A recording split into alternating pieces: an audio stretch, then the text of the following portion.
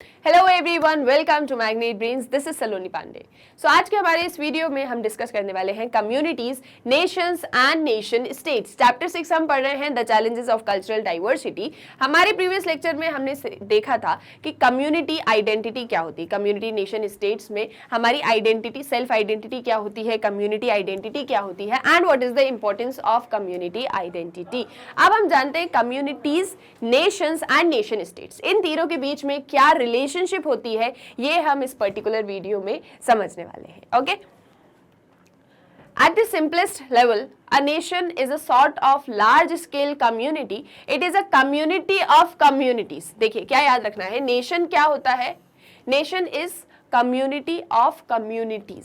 Simplest level में हम बोलें, सिंपलेस्ट में बोलें, ढेर सारी कम्युनिटीज होती है, हमने देखा है ढेर सारे समुदाय होते हैं। अच्छा, समुदाय क्या होता है, जिनका अपना एक कल्चर होता है, एक रिलीजन होता है, लैंग्वेज होती है, और वो सभी आपस में एक साथ में रहते हैं, जो एक कम्युनिटी को फॉर्म करती हैं। जब ये ढेर सारी कम्युनिटीज आपस में साथ आ जाती हैं, तो ये एक नेशन को फॉर्म करती हैं। ठीक है, क्या हो रहा है, कम्युनिटी है और कम्युनिटीज जब साथ में आ रही हैं, जब ढेर सारी कम्युनिटीज ऐड ऑन हो रही हैं, तो वो आपके नेशन को फॉर्म कर रही है। किसको फॉर्म कर रही है, नेशन को, राष्ट्र को फॉर्म कर रही है। Members of a nation share the desire to be a part of some political collectivity. अब ये जो सभी लोग मिलके नेशन को बनाए हैं, इसमें जितने भी पीपल्स रह रहे हैं, जितने भी इसके मेंबर्स हैं, इन सभी का एक अपनी डिजायर होती है, एक इच्छा होती है कि हमारे पास भी पॉलिटिकल कलेक्टिविटी हो, हम भी एक पॉलिटिकल कलेक्टिविटी के पार्ट हो, यानी कि हमारी भी एक पॉलिटिकल ऑर्गेनाइजेशन हो। पॉलिटिकल ऑर्गेनाइजेशन यानी कि गवर्नमेंट हो, फिर हमारे जो डेमोक्रेटिक आइडियल्स होते हैं, मोनार्की, ओलिगार्की, जो भी हम एक आइडियल अपनाएं, यानी कि हमारे पास में पॉलिटिकल ऑर्गेनाइजेशन होना चाहिए। This desire for political unity usually expressed itself as the aspiration to form a state. अब जब एक नेशन के मेंबर्स के पास में कम्युनिटीज थी, साथ में आई, नेशन बन गई, नेशन के अंदर उनकी डिजायर है पॉलिटिकल ऑर्गेनाइजेशन को लेके, ये डिजायर जो है पॉलिटिकल यूनिटी को लेके, ये हमें स्टेट फॉर्म करने की तरफ, ये जो है हमको स्टेट फॉर्मेशन की तरफ लेके जाती है। ठीक है, यहां तक आई होप, मतलब ये जो मैंने रीड किया ये आपको समझ में आया होगा। एक और पॉइंट रीड करते हैं, फिर वापस से सबको समझेंगे। In its most general sense, the term state refers to an abstract entity consisting of a set of political legal institution claiming control over a particular geographical territory and people living in it. अब अगर आपको याद हो, class 11th में जब हमने communities, nation और state पढ़ा था, हमने एक क्वेश्चन को भी सॉल्व किया था, जहां पर हमने ये देखा था कि कम्युनिटीज क्या होती है, नेशंस क्या होते हैं और स्टेट क्या होते हैं। वहीं पर हम अब समझते हैं, इसको एक बार शॉर्ट में समझते हैं सारी चीजों को। देखिए, कम्युनिटीज होती हैं, ये हम जानते हैं, समुदाय होते हैं जो किसी रिलीजन को, लैंग्वेज को, अपनी सेक्ट को, ट्रेडिशन को वगैरह को डिफाइन कर रहे होते हैं। जब ये कम्युनिटीज आपस में साथ आ जाती हैं, जब ये सभी कम्युनिटीज आपस में साथ आ जाती है ना, प्लस का साइन लगा रही हूँ, मतलब आपस में साथ आ जाती हैं, तो अब ये बन जाती है नेशन, जहां पर आपके पास में एक क्या होगी, पॉपुलेशन है आपके पास में एक टेरिटरी है। क्या है, पॉपुलेशन है और टेरिटरी है आपकी, तो आप क्या हो, एक राष्ट्र हो, आप एक नेशन हो। जब ये नेशन इसमें जितने भी मेंबर्स रह रहे हैं, वो एक पॉलिटिकल यूनिटी को लेके एक पॉलिटिकल यूनिटी एस्टैब्लिश करना चाहते हैं, यानी कि वो किसी तरह की गवर्नमेंट चाह रहे हैं या किसी तरह की पॉलिटिकल ऑर्गेनाइजेशन सेटअप कर रहे हैं, एक रूल चाह रहे हैं अपने ऊपर, एक कमांड चाह रहे हैं, एक पॉलिटिकल अथॉरिटी चाह रहे हैं। तो ये जो डिज़ायर होती है, ये डिज़ायर हमें स्टेट फॉर्मेशन की तरफ लेके जाती है, जहाँ से हम एक स्टेट को फॉर्म करते हैं। तो यहाँ से नेशन के बाद में एक स्टेट फॉर्म होता है। क्या फॉर्म होता है, स्टेट फॉर्म होता है। और इस तरह से कम्युनिटी से नेशन बना और नेशन से स्टेट बना। अब ये जो आपका स्टेट बना है इसके 4 फीचर्स होते हैं, जहां वो 4 चीजें होंगी, वो 4 फीचर्स होंगे, वहां स्टेट बनेगा। क्या होते हैं वो 4 फीचर्स आपके? सबसे पहले तो आपके पास में पॉपुलेशन होना चाहिए। पॉपुलेशन के बाद में आपकी एक डिफाइंड टेरिटरी होना चाहिए। जैसे मान लीजिए ये मेरी डिफाइंड टेरिटरी है, इतने एरिया पे मेरा रूल होगा, मेरा कंट्रोल होगा, और यहाँ पर मेरे पास में पॉपुलेशन भी है, यहाँ पे मेरे पास में पॉपुलेशन भी है। क्या है? टेरिटरी है, पॉपुलेशन है, टेरिटरी है, पॉपुलेशन है, इसके बाद में मेरी पॉलिटिकल अथॉरिटी है या पॉलिटिकल ऑर्गेनाइजेशन है। पॉलिटिकल अथॉरिटी है, मैं गवर्नमेंट फॉर्म करना चाह रही हूँ, डेमोक्रेसी वगैरह के आइडियाज चाह रही हूँ। और इसके अलावा जो 4th चीज रिक्वायर्ड है वो है सोवर्निटी। वो क्या है? सोवर्निटी। जहां भी आपको ये 4 चीजें मिलती हैं वहां पर एक स्टेट फॉर्म होता है। क्या होता है? वहां पर एक स्टेट फॉर्म होता है, जहां पर पॉपुलेशन होगी, पॉपुलेशन के साथ में एक डिफाइंड टेरिटरी होगी। कैसी टेरिटरी होगी? डिफाइंड टेरिटरी होगी, और हम पॉलिटिकल अथॉरिटी एस्टैब्लिश करना चाह रहे हैं, और हम सोवरेन है, कोई और हमारे ऊपर आके रूल नहीं कर सकता है। हम आपस में ही मिलके एक पॉलिटिकल अथॉरिटी सेटअप कर रहे हैं। हम संप्रभु हैं, हम अपनी चीज़ों के लिए खुद लायबल होंगे, हम सोवरेन है। कोई और person, second person, third person हमारे ऊपर आके रूल नहीं कर सकता, हमारी प्लान्स पॉलिसीज को एग्जीक्यूट नहीं कर सकता, ना ही इम्प्लीमेंट कर सकता है। तो जब ये 4 कंडीशंस या 4 फीचर्स आपको जहाँ पे दिखते हैं वहां पर स्टेट फॉर्म होता है। तो क्या होता है? एक state refers to an abstract entity, एक एब्स्ट्रैक्ट एंटिटी है जहां पर पॉलिटिकल लीगल इंस्टीट्यूशन होंगे, पर्टिकुलर टेरिटरी होगी एंड पीपल होगी, वहां से स्टेट बनता है। तो क्या एक रिलेशनशिप होती है communities, nation and nation states के बीच में। आई होप ये चीज आपको समझ में यहाँ पर आ गई होगी। ठीक है, क्या होती है कम्युनिटीज, क्या होते हैं नेशन, और क्या होते हैं state. In its most general sense, that state term refers to an abstract entity consisting of a set of political legal institutions claiming control over particular geographical territory and people living in it. In Max Weber's well-known definition, a state is a body that successfully claims a monopoly of legitimate force in a particular territory. अब कैसे एक state को define कर रहे हैं max weber? वो ये बता रहे हैं कि स्टेट एक ऐसी बॉडी होती है जिसकी मोनोपोली है, लेजिटिमेट फोर्स है इन अ पर्टिकुलर टेरिटरी। जहां पर आपके पास में एक पर्टिकुलर टेरिटरी है, वो टेरिटरी वैध है, ठीक है, वो टेरिटरी वैध है, आप उसके ऊपर कंट्रोल कर सकते हो, आप सोवरेन। और वहां पर जब पॉपुलेशन भी हो जाती है तो आपकी क्या बन जाता है? स्टेट बन जाता है। तो मैक्स वेबर की ये डेफिनेशन आपको याद रखनी है, जहां उन्होंने बताया कि एक स्टेट क्या होता है, मोनोपोली ऑफ लेजिटिमेट फोर्स। ठीक है, आई होप ये भी क्लियर हुआ होगा। देन है आपका next, A nation is a peculiar sort of community that is easy to describe but hard to define. अब ये एक चीज यहाँ पर ध्यान देने वाली है कि नेशंस क्या होती है, कम्युनिटी क्या होती है हमने समझा, नेशंस क्या होता है हमने समझा, और नेशन से स्टेट कैसे बनता है ये हमने एक फॉर्म समझ लिया। ठीक है, इसमें ढेर सारे अभी आप रिलेशनशिप समझने वाले हैं। तो एक रिलेशनशिप आपको समझ में आया कि कैसे कम्युनिटी से नेशन बनता है, नेशन से स्टेट बनता है। अब हम स्टेट की तो हमने बात कर ली, उसमें 4 फीचर्स होते हैं। अब हम नेशन की बात करें तो जो नेशंस होते हैं they are easy to describe but hard to define. ध्यान से सुनिए, they are easy to describe but hard to define. आप उसका विवरण तो कर सकते हो पर आप उसको एक तरह से डिफाइन नहीं कर सकते हो, आप उसकी फीचर, डिफाइनिंग फीचर्स नहीं बता सकते हो। कैसे, क्या मतलब है इसका कि आप नेशंस को डिस्क्राइब कर सकते हो पर डिफाइन नहीं कर सकते हो। We know and can describe many specific nations founded on the basis of common cultural, historical or political institutions like a shared religion, language, ethnicity और regional culture।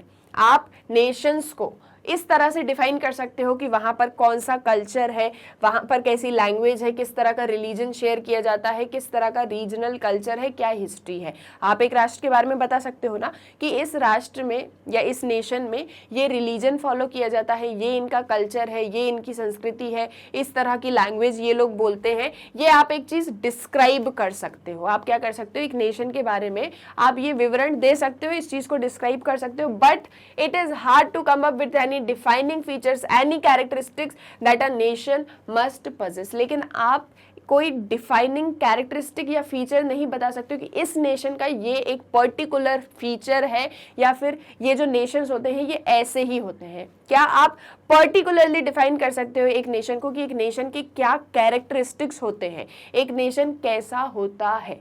क्या आप इस एक चीज को डिफाइन कर सकते हो? It is very hard to define. हाँ, लेकिन आप डिस्क्राइब कर सकते हो, आप उसका विवरण दे सकते हो कि ये वाले जो नेशंस हैं वो उस मतलब ये जो नेशन है इसमें ये फीचर्स हैं, इसमें ये यानी कि इनका ये रिलीजन है, ये कल्चर है, पॉलिटिकल इंस्टीट्यूशन है। इस तरह से आप उसको डिस्क्राइब कर सकते हो पर आप उसको इजीली डिफाइन नहीं कर सकते हो। For every possible criterion there are exceptions and counter examples। कुछ एग्जाम्पल के थ्रू इस एक चीज को हम समझे तो for example there are many nations that do not share a single common language, religion, ethnicity and so on। अब ऐसे ढेर सारे nations हैं जहां पर एक ही जैसा कॉमन लैंग्वेज, रिलीजन, एथनिसिटी ना हो, यानी कि डाइवर्सिटी हो। जैसे मान लेते हैं हम ये नेशंस हैं आपके, ठीक है। अब ये जो नेशंस हैं, इन नेशंस में एक ही तरह की लैंग्वेज हो, रिलीजन हो, कल्चर हो, जरूरी नहीं हो, डाइवर्सिटी हो सकती है। क्या हो सकती है? डाइवर्सिटी हो सकती है। On the other hand there are many languages, religions और ethnicities that are shared across nations. और बहुत सी, जैसे मान लीजिए यहाँ पर एल लैंग्वेज बोली जाती है, एल लैंग्वेज शायद इस नेशन में भी बोली जाती होगी। यहाँ पर एच रिलीजन है तो एच रिलीजन यहाँ भी हो सकता है, यहाँ भी हो सकता है ना। यानी डाइवर्सिटी आपको देखने को मिल सकती है और आप उस अकॉर्डिंग चीजों को डिस्क्राइब कर सकते हो। But this does not lead to the formation of a single unified nation of say all English speakers or of all Buddhist. पर क्या ऐसा हो सकता है कि जितने भी एल लैंग्वेज बोलने वाले लोग हैं या फिर मैं कहूँ जितने भी इंग्लिश लैंग्वेज बोलने वाले लोग हैं वो सभी एक अपना नेशन क्रिएट कर लें? ऑब्वियसली ऐसा नहीं हो सकता। तो फिर आप उस नेशन को डिफाइन करोगे कि इंग्लिश लैंग्वेज बोलने वालों का ये नेशन है पर्टिकुलरली, लेकिन ऐसा होता नहीं है। क्या होता है? डिफरेंट नेशंस होते हैं, उन डिफरेंट नेशंस में different cultures, different religion, different languages आपको देखने को, बोलने को मिलती। यानी कि डाइवर्सिटी जो है वो बहुत ज्यादा है। पहले तो नेशन के अंदर डाइवर्सिटी है एंड देन जो नेशंस हैं उनमें भी बहुत सारे डिफरेंसेस हमें देखने को मिलते हैं। Then how can we distinguish a nation from other kind of communities? तो फिर हम नेशन को कम्युनिटीज से अलग कैसे डिफाइन कर सकते हैं?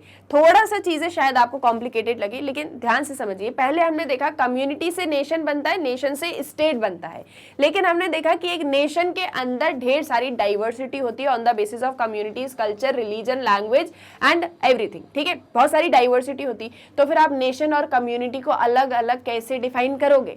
आप कैसे बताओगे कि एक नेशन क्या है और एक कम्युनिटी क्या है? सो कंसेप्चुअली अगर हम बात करें, नॉट मतलब हम बिल्कुल पर्टिकुलर होके बात नहीं कर रहे हैं, कंसेप्चुअली अगर हम बात करें, एक धारणा के फॉर्म में हम बात करें, so there seems to be no hard distinction, any of the other type of community can one day form a nation. कोई डिफरेंस नहीं होता कम्युनिटी और नेशन के बीच में। किसी भी तरह की कम्युनिटी एक दिन एक नेशन फॉर्म कर सकती है। जब वो सब साथ में आ जाए, साथ में रहने लग जाए, शेयर करने लग जाए अपनी चीज़ों को, तो एक कम्युनिटी किसी भी दिन एक नेशन बन सकती है। But conversely no particular kind of community can be guarantee to form a nation. देखो, ये डिफरेंट कम्युनिटीज़ हैं, एक दिन ये सब साथ आ जाएं तो ये एक नेशन बन सकती है। लेकिन अब हम बात करें सिर्फ इस पर्टिकुलर कम्युनिटी की, तो ये भी तो एक दिन अगर डिवाइड हो जाए तो ये भी एक अलग अलग नेशंस बना सकती है। तो ज़्यादा कोई डिफरेंस हमें देखने को नहीं मिलता इनके बीच में। हम इस चीज़ को एक एग्जाम्पल के थ्रू समझते हैं। कम्युनिटी और नेशन वाली जो हम बात कर रहे हैं कि एक नेशन के अंदर बहुत सारी कम्युनिटीज़ भी हो सकती हैं और एक सिंगल कम्युनिटी बहुत सारे नेशंस भी बना सकती है। एक तरफ एग्जाम्पल है यूएसए, अलास्का का। ये आपको एरिया दिख रहा है यूएसए और ये जो एरिया है आपका ये है अलास्का। ये सेम कल्चर, डिफरेंट कल्चर्स के अंदर, डिफरेंट कम्युनिटीज एक ही टेरिटरी में रह रही हैं बट अलग अलग है। जियोग्राफिकली डिफाइंड डिस्टिंक्ट टेरिटरीज है।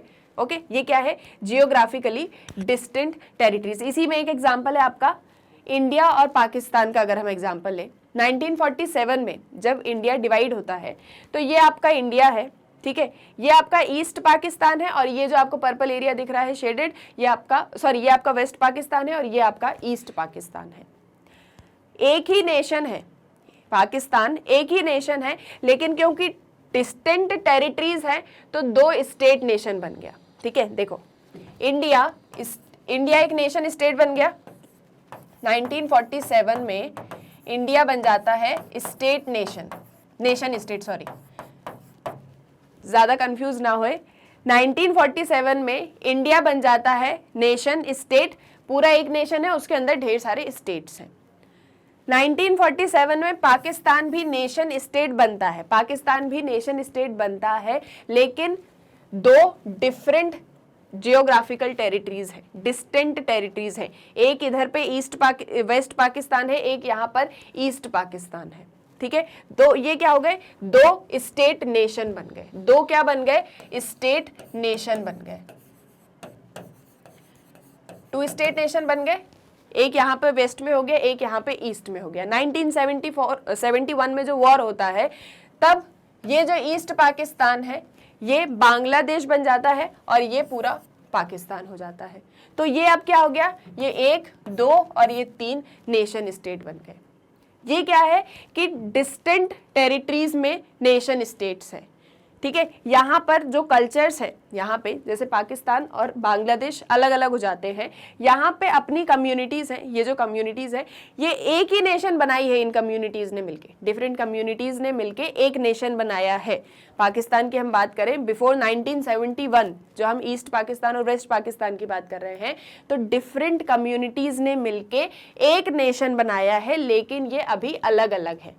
ठीक है, 1971 के बाद में ये 3 नेशन स्टेट्स बन जाते हैं। वहीं दूसरी तरफ मिडिल ईस्ट का एग्जाम्पल अगर हम लेते हैं, मिडिल ईस्ट की हम बात करें तो ये यहाँ पे आपका सऊदी अरेबिया है, यहाँ पे आपका यमन है, यहाँ आपका यूएई है और यहाँ पे आपका कुवैत है। ये 4 कंट्रीज या ये 4 नेशंस, इनके सेम कल्चर है, सेम लैंग्वेज है, सेम रिलीजन है, लेकिन ये अलग अलग नेशंस है, लेकिन ये अलग अलग नेशंस हैं। तो अभी जो हमने प्रीवियस एग्जांपल देखा वो क्या था कि different communities and single nation. हमने क्या देखा, different communities and single nation, अभी जो हमने प्रीवियस एग्जांपल देखा। और ये जो आपका एग्जांपल है ये है same communities but different Nations. तो नेशन और कम्युनिटीज में ज्यादा डिफरेंस आपको देखने को नहीं मिलेगा, एक कम्युनिटी कभी भी नेशन बन सकती है। The criteria that comes closest to distinguishing a nation is state. अब आप नेशन को फिर किस तरह से डिस्टिंग्विश कर सकते हो, देखो वापस से चीजों को समझते हैं। एक तरफ हमने देखा कि आपकी कम्युनिटीज है, एक तरफ हमने क्या देखा, कम्युनिटीज है। ये कम्युनिटीज जब साथ में आती हैं तो नेशन बनती है। ठीक है, और ये नेशन से स्टेट बन जाता है। अब सिर्फ अगर हम इन दोनों की बात करें तो ज्यादा डिस्टिंक्शन नहीं है दोनों के बीच में। एक कम्युनिटी कभी भी नेशन बन सकती है, ठीक है, और एक सिंगल कम्युनिटी से ढेर सारे नेशन भी बन सकते हैं, और अलग अलग कम्युनिटीज मतलब अलग अलग कम्युनिटीज एक नेशन भी बना सकती है, और सेम कम्युनिटी अलग अलग नेशन भी बना सकती है। नेशन को डिफाइन करने का एक जो इम्पोर्टेंट क्राइटेरिया है वो है स्टेट। स्टेट क्यों, क्योंकि स्टेट के अंदर 4 फीचर्स हमने देखे। एक हमने देखा पॉपुलेशन, एक हमने देखा टेरिटरी, एक हमने देखा पॉलिटिकल ऑर्गेनाइजेशन और एक सोवरेनिटी। इतना समझ में आया आपको? ठीक है, आई होप ये चीज समझ में आई होगी। देन नेक्स्ट हम क्या देख रहे हैं, The criteria that comes closest to distinguishing a nation is the state. Unlike the other kind of communities mentioned before, nations are communities that have a state of their own.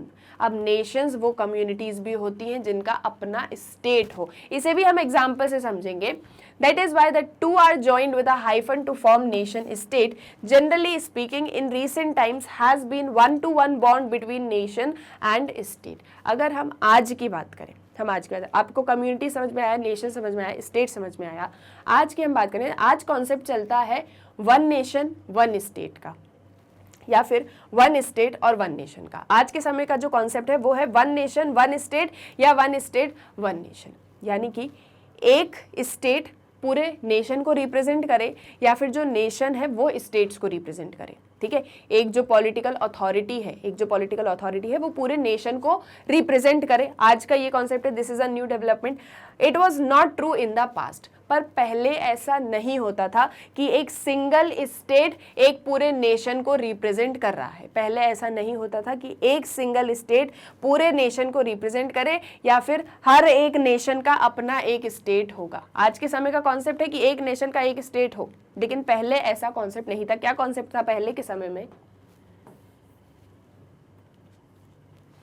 For example, when it was in existence, the Soviet Union explicitly recognized that the peoples it governed were of different nations and more than 100 such internal nationalities were recognized. थोड़ा सा history में चलते हैं, example के through आपको चीज़ें समझ में आएंगी। रशिया की अगर हम बात करें, सोवियत यूनियन की हम बात करें, सोवियत यूनियन एक पूरा स्टेट था।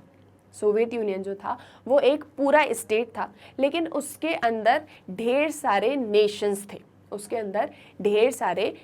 थे। आपने सोवियत बाइफर्केशन या जो भी है उसको आपने सुना होगा। रशिया का जो पूरा हिस्टोरिकल केस है कि पहले पूरा एक सोवियत यूनियन था, पूरा स्टेट था। ठीक है, एक पूरी पॉलिटिकल अथॉरिटी थी जिसके अंदर ढेर सारे नेशंस थे। ठीक है, देखो कैसे था। ये आपका पूरा सोवियत यूनियन है। ये सोवियत यूनियन क्या है? स्टेट। ये जो आपका सोवियत यूनियन है ये है स्टेट। इस स्टेट के अंदर ढेर सारे नेशंस थे। इस स्टेट के अंदर ये बहुत सारे नेशंस हैं। ओके, ये बहुत सारे नेशंस हैं। इन सभी की अपनी कम्युनिटीज़ हैं, अपना रिलीजन है, अपना कल्चर है, अपनी वैल्यूज़ हैं, अपने बिलीफ सिस्टम है। ठीक है, ये सभी क्या चाह रहे हैं कि हम अपनी अपनी पॉलिटिकल ऑर्गेनाइजेशंस सेटअप करें। ये क्या चाह रहे हैं? हम अपनी अपनी पॉलिटिकल ऑर्गेनाइजेशंस सेटअप करें। तो पहले क्या कॉन्सेप्ट था कि एक स्टेट है लेकिन बहुत सारे नेशंस हैं। एक स्टेट है, बहुत सारे नेशंस हैं, लेकिन अब वो कॉन्सेप्ट नहीं है। People it governed were different nations and more than 100 such internal nationalities were recognized. Soviet union में 1000 से ज़्यादा नेशनैलिटीज़ को पाया गया था। ये जो मैंने आपको डायग्राम बना के दिखाया यहाँ पे 1 2 3 4 ये आपको इतनी दिख रही है, लेकिन उस समय इस पूरे सोवियत यूनियन में 1000 से भी ज़्यादा नेशनैलिटीज़ थी। उन नेशंस के अंदर अपनी अपनी कम्युनिटीज़ थी। Similarly, people constituting a nation may actually be citizens or residents of different states. अब देखो, ये एक चीज़ तो हमने देखी कि सोवियत यूनियन के अंदर ढेर सारी नेशनैलिटीज़ थी। अब अक्सर ऐसा भी होता है कि किसी एक नेशन में अलग अलग स्टेट्स के लोग भी आके रह रहे होते हैं। ठीक है, क्या होता है? कॉन्स्टिट्यूटिंग अ नेशन में be citizens of different states. ठीक है, बहुत सारे लोग अलग अलग स्टेट्स के आके भी किसी एक नेशन में रह रहे होते हैं। जैसे मान लीजिए ये एक नेशन है, इस नेशन में यहाँ का पर्सन भी रह रहा है और ये पर्सन भी रह रहा है। मतलब यहाँ का पर्सन यहाँ आके रह रहा है, यहाँ का पर्सन भी यहाँ आके रह रहा है। तो डिफरेंट स्टेट्स के पीपल एक ही नेशन में आके भी रह सकते हैं। For example, there are more Jamaicans living outside Jamaica than in Jamaica. Jamaica के लोग जमाइका से ज्यादा कहीं और जाके रह रहे थे। That is the population of non resident Jamaicans exceed that of resident Jamaicans. तो जमाइका जो कंट्री है वहां पर जमाइका से ज्यादा कहीं और के लोग आके रह रहे थे। A different example is provided by dual citizenship laws. अब जो dual citizenship laws होते हैं, dual citizenship में क्या होता है? जैसे इंडिया की हम बात करें, इंडिया के केस में क्या है? सिंगल सिटीजनशिप है, आप सिर्फ इंडिया के नागरिक हो। बहुत सी कंट्रीज में ऐसा होता है जैसे डुअल सिटीजनशिप है। जैसे मान लीजिए आप बिहार में रहते हैं तो आपके पास में बिहार की भी सिटीजनशिप होगी और आपके पास में इंडिया की भी सिटीजनशिप होगी। ठीक है, और बहुत सी कंट्रीज में ऐसा भी होता है कि जैसे मान लीजिए आप एमपी में भोपाल के अंदर रहते हैं, एमपी में आप भोपाल में रह रहे हैं, तो एक आपकी भोपाल की सिटीजनशिप होगी, एक आपकी एमपी की सिटीजनशिप होगी और एक आपकी इंडिया की सिटीजनशिप होगी। तो ये डुअल सिटीजनशिप जो होती है, दोहरी नागरिकता जो होती है, इसकी वजह से भी जो है मतलब कोई पर्सन है जो जमाइका में भी रह रहा है, जमाइका का पर्सन है, जमाइका में भी रह रहा है और जमाइका के अलावा कहीं और का भी सिटीजन वो है। For example, Okay, then these laws allow citizens to be of a particular state to also simultaneously be citizens of another state। तो इसमें क्या होता है, ये जो इतनी सारी कॉम्प्लिकेशंस हम समझ रहे हैं, ये सभी किस रीज़न से होती है, क्योंकि एक सिटीज़न जो है वो किसी एक स्टेट के साथ साथ दूसरे स्टेट का भी सिटीज़न है। कैसे, देखिए क्या चीज़ें समझी हमने, एक बार रिकॉल करते हैं, आपकी सारी चीज़ें क्लियर हो जाएंगी अच्छे से। देखिए बात हम कर रहे हैं कि कम्युनिटीज़, आपके नेशन और स्टेट, इन तीनों के बीच में क्या एक रिलेशनशिप होता है। हमने देखा कम्युनिटीज क्या होती है, जब वो आपस में होती हैं तो इस नेशन बन जाती है, नेशन से पॉलिटिकल एस्पिरेशन के थ्रू स्टेट बन जाती है। नेशन और कम्युनिटी में ज़्यादा डिस्टिंक्शन नहीं होता, एक कम्युनिटी कभी भी नेशन बन सकती है, एक कम्युनिटी कभी भी नेशन बन सकती है, और एक पर्टिकुलर कम्युनिटी डिफरेंट नेशंस को भी बना सकती है। एक पर्टिकुलर कम्युनिटी से बहुत सारे नेशंस भी बन सकते हैं, और बहुत सारे लोग साथ में आ जाएं तो एक नेशन भी बन सकता है। उसमें हमने कुछ एग्जांपल्स देखे, कि जहां पर डिफरेंट कम्युनिटीज आपस में आई, उन्होंने एक नेशन बनाया, नेशन से स्टेट नेशंस भी बने, जहां हमने ईस्ट पाकिस्तान और वेस्ट पाकिस्तान का एग्जाम्पल देखा। एक हमने देखा मिडिल ईस्ट का एग्जाम्पल, जहां पर सेम कम्युनिटी के पीपल्स ने डिफरेंट नेशंस को बनाया, सेम कम्युनिटी के पीपल ने डिफरेंट नेशंस को बनाया। उसके बाद में आपको अगर नेशन को डिफाइन करना है तो आप इसको स्टेट के थ्रू भी समझ सकते हो, अगर वहां पर पॉलिटिकल एस्पिरेशंस हैं तो। जैसे हमने देखा कि सोवियत यूनियन एक पूरा स्टेट था, लेकिन उसके अंदर ढेर सारे नेशंस जन्म ले रहे थे, तो अल्टीमेटली हुआ क्या, सोवियत यूनियन पूरी तरह से बिखर गया और अलग अलग नेशन स्टेट्स फॉर्म हो गए, जब बाद में रशिया बना। ठीक है, फिर बाद में सोवियत यूनियन जब पूरी तरह से अलग हो गया, बाइफरकेट हो गया, तो फिर रशिया बना।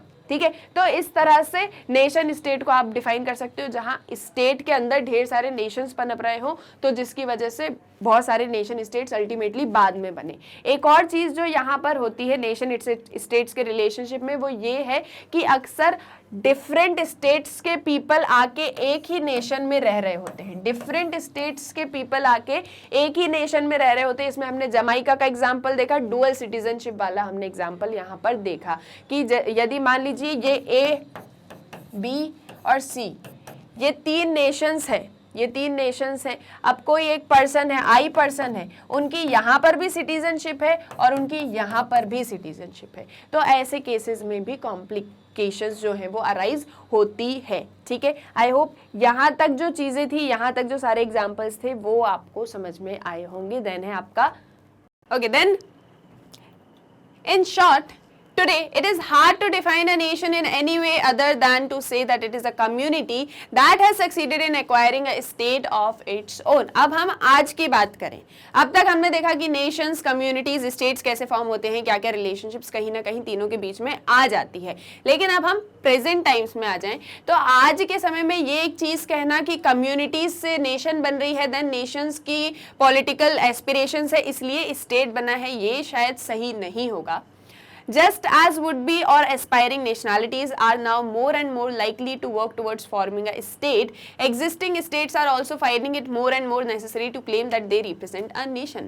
आज के समय में जो एक तरह से challenges हैं ये कल्चरल डाइवर्सिटी को लेके, ये इतनी ज़्यादा diversity, nation communities, nation states, इन सभी को लेके आज जो पर्सपेक्टिव है वहाँ नेशंस ये चाह रहे हैं कि हम स्टेट बन जाएं, हम पॉलिटिकल ऑर्गेनाइजेशन सेटअप करें, और जो स्टेट्स हैं वो ये एक चीज़ चाह रहे हैं कि हम रिप्रेजेंट करें नेशंस को, हम कम्युनिटीज़ जो हमारे यहाँ पर हैं, जिस तरह का रिलीजन, कल्चर, ये सभी चीज़ें हैं, हम कहीं ना कहीं इन्हें रिप्रेजेंट कर पाएँ। So one of the characteristic feature of modern era is the establishment of democracy and nationalism as dominant sources of political legitimacy.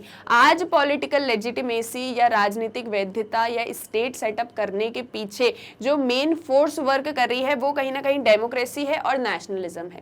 सभी डेमोक्रेसी को एस्टैब्लिश करना चाहते हैं, सिटीजन्स के राइट्स की बात करना चाहते हैं, डेमोक्रेसी की बात करना चाहते हैं, नेशनलिज्म की बात करना चाहते हैं। तो जो एक पुराना कॉन्सेप्ट हमने देखा कि कम्युनिटीज थी, कम्युनिटीज से नेशन बन रही, नेशन से स्टेट्स बन रहे हैं, वो एक चीज होती थी, लेकिन आज के समय में इससे हम बहुत आगे आ चुके हैं। अब हम डेमोक्रेसी और जो है आपके नेशनलिज्म, इस तरह के आइडियल्स की बात करना स्टार्ट कर रहे हैं। This means that today the nation is the most accepted or proper justification for a state, while the people are the ultimate source of legitimacy of the nation. इसका मतलब ये हो गया कि आज के समय में जो नेशन है वो स्टेट को कहीं ना कहीं जस्टिफाई कर रहे हैं, और जो पीपल हैं वो अल्टीमेट सोर्स ऑफ लेजिटिमेसी है। यानी कि आज जो स्टेट नेशन का जो कॉन्सेप्ट चल रहा है उसमें मेजर रोल जो प्ले कर रहे हैं वो हैं पीपल। वो कौन है? पीपल, जो मेजर सोर्स हैं नेशन के लिए ऑफ लेजिटिमेसी यानी वैधता का। In other words, states need the nation as much और even more than nation needs state. यानी आज के समय में स्टेट्स को नेशंस की ज्यादा जरूरत है। यानी कि देखो क्या होता था, कम्युनिटी, कम्युनिटी से नेशन, नेशन से स्टेट। अब जो कॉन्सेप्ट है कहीं ना कहीं रिवर्स में आ रहा है। स्टेट्स हैं, स्टेट्स नेशंस को रिप्रेजेंट करना चाह रहे हैं। नेशंस में जो पीपल रह रहे हैं, जो डिफरेंट डिफरेंट कम्युनिटीज से बिलोंग करते हैं, हम उन पीपल के राइट्स को एक्सप्रेस कर पाए, ये कहीं ना कहीं स्टेट्स का एजेंडा हो चुका है। तो जो पहले एक चीज चल रही थी कि कम्युनिटी से नेशन बन रहा है, नेशन से स्टेट, अब ये चीज कहीं ना कहीं उल्टी हो चुकी है, states nation, nations to communities. यानी अब हमारा प्रेफरेंस हो गए हैं पीपल। अब किसको हम प्रेफरेंस दे रहे हैं? पीपल को। सारी चीज, ultimate source of authority, legitimacy, सब कुछ कौन हो गए हैं? पीपल हो गए हैं आज के नेशन के कॉन्सेप्ट में। But as we have seen in the preceding paragraphs, there is no historically fixed or logically necessary relationship between a nation state and the varied forms of community that it could be based on. और जहाँ तक जितना आपने अभी तक सारी चीज़ों को पढ़ा है और समझा है, तो एक चीज़ ये क्लियर हुई होगी कि नेशन, स्टेट्स, कम्युनिटी, ऐसी कोई डायरेक्ट रिलेशनशिप हमें तीनों के बीच में कहीं तो भी नहीं दिखती है, क्योंकि बहुत सारे फॉर्म्स हैं कम्युनिटी के, बहुत सारे फॉर्म्स कम्युनिटी के हमने देखे, बहुत सारी चीजें जितना भी अभी तक आपने पढ़ा होगा, समझा होगा, तो एक चीज आपको दिखी होगी कि एक एग्जैक्ट रिलेशनशिप हमको कहीं नहीं दिख रही है कम्युनिटी, नेशन या स्टेट के बीच में। एक कम्युनिटी कभी भी नेशन बन सकती है, एक नेशन कभी भी डिवाइड हो सकता है, ठीक है। नेशन से स्टेट बन सकता है, स्टेट नेशन को रिप्रेजेंट कर सकता है। तो एक तरह से कॉम्प्लेक्स फॉर्म देखने को मिल रहा है। This means that there is no predetermined answer to the question। ध्यान से सुनिएगा, वही एक चीज कि हम यहाँ पर जो मैंने आपसे कहा था कि एक कंक्रीट आंसर पे या कंक्लूजन पे नहीं पहुंच पाएंगे। कुछ टॉपिक्स ऐसे होंगे लेकिन हमको उन्हें डिस्कस करना जरूरी है। So here it means that there is no predetermined answer to the question how should the state, part of the nation state, treat the different kind of communities that make up nation part. यहाँ पर कि state जो एक nation state का part है, ये एक nation state है, इसके जो पार्ट है स्टेट, वहाँ पर जो कम्युनिटीज से मिलके ये नेशन बना है, डिफरेंट कम्युनिटीज से मिलके एक नेशन बना है, उस नेशन में एक स्टेट है, तो वो स्टेट किस तरह से कम्युनिटीज को रिप्रेजेंट करेगा, किस तरह से नेशंस के साथ नेशंस उसका पार्ट होंगे, इस एक चीज को लेके हमारे पास एक कोई एग्जैक्ट आंसर यहाँ पर नहीं है, ठीक है। हमारे लिए क्या इंपॉर्टेंट था? चीजों को डिस्कस करना। कम्युनिटी क्या होती है, नेशन क्या होता है, स्टेट क्या होता है, इन चीजों को डिस्कस करना हमारे लिए एक तरह से बहुत इंपॉर्टेंट था। अगर आप UNDP, United Nations development programme की रिपोर्ट देखेंगे 2004 की on culture and democracy, on culture and democracy, it state that most states have generally been suspicious of cultural diversity. बहुत सारे स्टेट्स हैं जो कल्चरल डाइवर्सिटी को लेके सस्पिशियस हैं and they have tried to reduce और एलिमिनेट इट, और जो इस तरह की कल्चरल डाइवर्सिटी को ख़त्म करना चाह रहे हैं। United Nations development programme, UN की एक बॉडी है, 2004 में कल्चर एंड डेमोक्रेसी इस पर एक रिपोर्ट प्रेजेंट करती है जिसमें ये बताती है कि पूरे वर्ल्ड में ऐसी ढेर सारी कंट्रीज़ हैं, ढेर सारे नेशंस हैं जो इस कल्चरल डाइवर्सिटी को लेके बहुत संदेह में हैं और वो इसे कहीं ना कहीं ख़त्म करना चाहते हैं, क्योंकि ये कल्चरल डाइवर्सिटी उनके लिए बहुत सारी दिक्कतें पैदा कर रही है, ठीक है। ये कहाँ पता चलता है? ये एक रिपोर्ट में पता चलता है। However there are many successful examples like India. There are many successful examples, including India, which show that it is perfectly possible to have a strong nation state without having to homogenize different types of community identities into one standard type. तो यहाँ पर एक चीज़ जो सबसे ज़्यादा ध्यान देने वाली है वो ये है कि अगर हम इंडिया को देखें, जहाँ पर ढेर सारी कल्चरल डाइवर्सिटी हमें देखने को मिलती है, ढेर सारी कम्युनिटी आइडेंटिटीज़ हमें देखने को मिलती है, और इस डाइवर्सिटी के बीच में भी India as a strong nation state emerge हुआ है। तो ये एक चीज़ कहना कि कल्चरल डाइवर्सिटी सिर्फ थ्रेट ही हो सकता है, सही नहीं होगा। ठीक है, क्लियर है यहाँ तक? तो अभी तक जो चीज़ें हमने पढ़ी, अभी तक यहाँ तक हमने जो चीज़ें पढ़ी उसमें हम देखें तो हम बात कर रहे थे कम्युनिटी, नेशन और नेशन स्टेट्स, इन तीनों के बीच में क्या रिलेशनशिप होती है। कम्युनिटी एक सेपरेट एंटिटी है, कम्युनिटी साथ में आती है तो नेशन बनती है। नेशन की जब पॉलिटिकल एस्पिरेशंस होती हैं तो वो एक स्टेट बनता है। डिफरेंट कम्युनिटीज मिला के एक नेशन भी बन सकती है, और एक कम्युनिटी डिफरेंट नेशंस को भी बना सकती है। डिफरेंट स्टेट्स के पर्सन एक नेशन में भी रह सकते हैं, और डिफरेंट नेशंस एक ही स्टेट के अंदर भी हो सकते हैं। इसमें हमने रशिया का एग्जांपल, जमाइका का एग्जांपल, इंडिया पाकिस्तान का एग्जांपल, ये डिफरेंट एग्जांपल्स हमने देखे। मिडिल ईस्ट का एग्जांपल हमने देखा कि किस तरह से कम्युनिटीज नेशन स्टेट्स फॉर्मेशन में एक तरीके से इम्पॉर्टेंट रोल प्ले करती हैं। ये एक चीज़ हमने समझी। इसके अलावा हमने देखा कि आप बिल्कुल डिफाइन नहीं कर सकते हो नेशन स्टेट्स को। जो यहाँ पर एक ध्यान देने वाली बात थी वो ये थी कि it is easy to describe a nation. It is easy to describe a nation, but hard to define. जहां से हमने शुरू किया था थोड़ा सा वापस वहीं पे आ जाएं, तो आप डिस्क्राइब तो कर सकते हो एक नेशन को, पर आप उसको डिफाइन नहीं कर सकते कि उसके क्या फीचर्स होने चाहिए। ये इतना कुछ जो आपने समझा, शायद आपको स्टार्टिंग से थोड़ा सा कंफ्यूजिंग गया होगा कि चीज़ें क्या कहना चाह रही हैं, लेकिन यहाँ आके जब आप धीरे धीरे चीज़ों को समझोगे, इसीलिए मैंने बहुत आराम से समझाना स्टार्ट किया था, जब आप धीरे धीरे चीज़ों को समझोगे तब आप फाइनली इस एक चीज़ को समझ पाओगे जो हम यहाँ पर आ चुके हैं, कि क्या मतलब है हम इतनी चीज़ों को डिस्कस कर रहे हैं, उसके पीछे क्या होती है नेशन स्टेट्स, क्या होते हैं स्टेट नेशंस, क्या होते हैं स्टेट नेशंस, क्या होती है नेशन स्टेट्स। नेशन स्टेट्स का कॉन्सेप्ट हमने देखा, जैसे इंडिया है एक कंप्लीट नेशन है, उसके अंदर ढेर सारे स्टेट्स हैं। दूसरी तरफ हमने देखा स्टेट नेशंस, पाकिस्तान जो दो भाग में बट चुका था, east Pakistan, west Pakistan, middle east के एग्जाम्पल, ये सभी के थ्रू आपने सारी चीज़ों को समझा होगा। आई होप समझ में भी आया होगा चीज़ें कि आप नेशंस को डिस्क्राइब कर सकते हो, आप उन्हें डिफाइन नहीं कर सकते। उसके बाद में जो नेशंस होती हैं, आज का जो कॉन्सेप्ट हो गया है नेशन स्टेट्स का, वो किन चीज़ों पर डिपेंडेंट है, मतलब उसमें क्या चीज़ें मेन रोल प्ले कर रही हैं। एक है आपका डेमोक्रेसी और दूसरा है आपका नेशनलिज्म, लेजिटिमेट पॉलिटिकल ऑर्गेनाइजेशन। इन सभी पे आज के नेशन स्टेट्स डिपेंड करते हैं। आज के नेशन स्टेट्स का कॉन्सेप्ट है कि कोई एक स्टेट है तो हम हमारे नेशंस को रिप्रेजेंट कर पाएँ, हम हमारी कंट्री के जो लोग हैं उन्हें रिप्रेजेंट कर पाएँ। फोकस हमारा हो गया है पीपल्स के ऊपर। यूएनडीपी की रिपोर्ट जो कहती है कि कल्चरल डाइवर्सिटी कहीं ना कहीं नेशंस इसको लेके सस्पिशियस हैं और इसे ख़त्म करना चाहते हैं, यानी कि एक स्टेट की एक अपनी पूरी कल्चर, आइडेंटिटी, सब कुछ हो, ऐसा बनाना चाहते हैं, पर ये पॉसिबल नहीं है। इसका ग्रेट एग्जाम्पल हमें इंडिया में देखने को मिलता है। ठीक है, आई होप यहाँ तक चीज़ें समझ में आ रही होंगी। या आराम से समझाने के पीछे का रीज़न यही है कि कोई भी चीज़ आपके मतलब एकदम सर के ऊपर से ना जाए, सब कुछ आपको समझ में आए।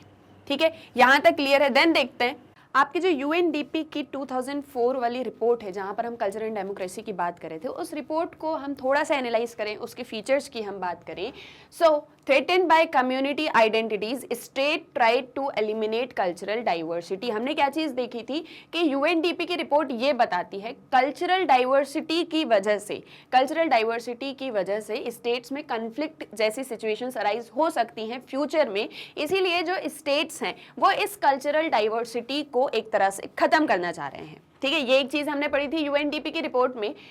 Historically states have tried to establish and enhance their political legitimacy through nation building strategies. पहले के समय से क्या चीज होती थी, जो स्टेट्स होते थे वो नेशन बिल्डिंग स्ट्रैटेजीज को अडॉप्ट करते थे, मतलब नेशन बिल्डिंग करना चाहते थे, किसके थ्रू, लेजिटिमेट पॉलिटिकल लेजिटिमेसी के थ्रू। अच्छा, सारी चीजों को समझने से पहले एक बार स्टेट और नेशन का कॉन्सेप्ट समझिए कि स्टेट्स क्या एक चीज है, नेशन क्या एक चीज है। यहां पर आप जो सारा कुछ इस वीडियो में पढ़ रहे हैं वो communities, nation and nation states, इन तीनों के बीच के रिलेशनशिप को आप समझने की कोशिश कर रहे हैं, ठीक है। यहां तक हमने जो चीजें देखी वो आपको समझ में आई होंगी।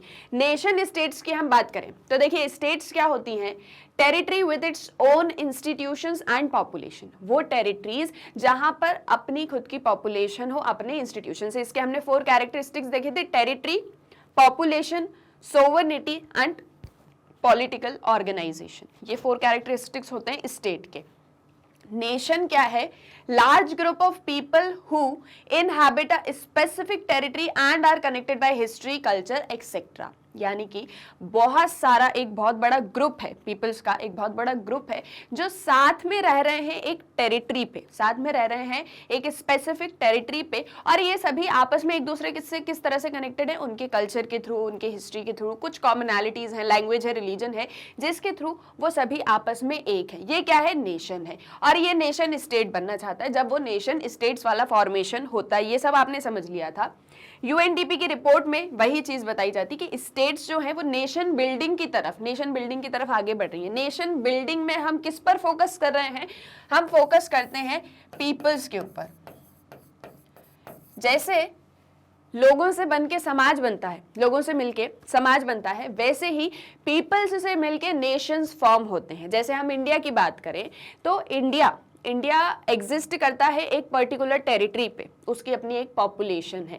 और हम सभी जो इंडिया में रहते हैं, इंडिया हमारे इंटरेस्ट को, हमारे मोटिव्स को, हमारे गोल्स, एस्पिरेशंस को जो है एक तरह से रिप्रेजेंट करता है। हम इंडिया को रिप्रेजेंट करते हैं, इंडिया हमें रिप्रेजेंट करता है। तो अल्टीमेटली जैसे समाज पीपल से मिलकर बनता है, सोसाइटी पीपल से मिलकर बनती है, वैसे ही नेशंस भी पीपल्स से ही मिलकर बनते हैं। और अल्टीमेटली सारा इंटरेस्ट जो है यहाँ पीपल्स का होता है। तो वर्क किसके लिए होना चाहिए, पीपल्स के लिए होना चाहिए।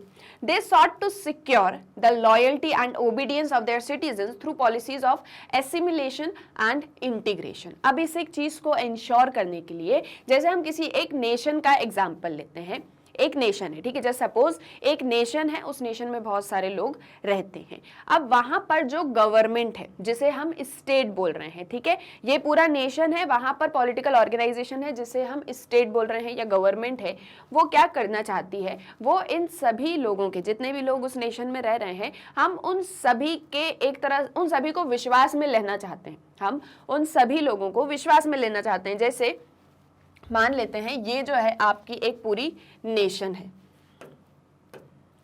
ठीक है, ये आपकी पूरी नेशन है, इसमें ढेर सारे पीपल्स जो हैं रह रहे हैं, बहुत सारे पीपल्स हैं यहाँ पर रहते हैं, पूरा मान लेते हैं Z तक, ठीक है, एक एग्जाम्पल।